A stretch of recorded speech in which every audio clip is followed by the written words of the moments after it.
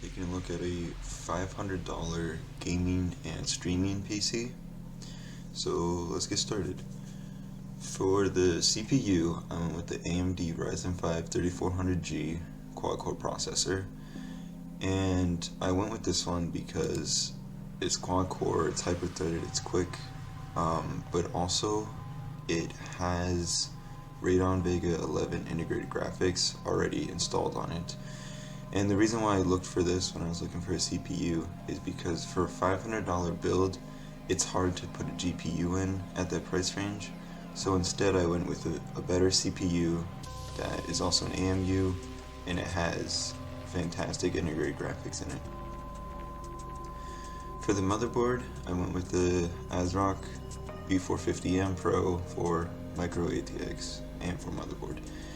And I went with this motherboard because it has great expandability options with 4 RAM slots, 2 PCI 16s, and even an M.2 in here, a couple of them.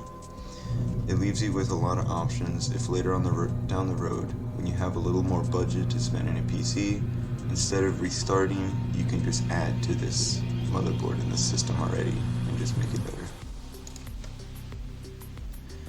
For the RAM sticks, I just went with the G.Skill 16GB because they are fast and they're relatively inexpensive, but they're reliable, and it's just like a good pick for this build. For storage, you could really go with any 500GB SSD. They're generally between $45 and $50. You could even, if you wanted, you could do an M.2. They're generally not, or are on the same price as what I meant to say. There you go, 500 SSD. You're looking at a price of around $40 to $50 for any of them.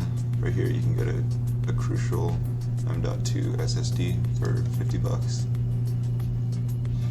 For the case, this is really up to you. You can get any case really, ranging from $25 to $40.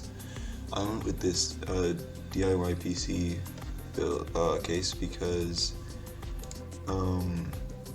with a build like this where you don't have a CPU, ventilation really isn't a problem because your system should never really overheat. So I went this case because it looks clean, it's got the tempered glass in the front and just a sleek design, and it's got a fan pre-installed in the back for some exhaust. So I just think it's a good looking fan. It's got some mesh on the top as well. For the power supply, I went with the Gigabyte P5 450 watt because it's relatively inexpensive, but it also is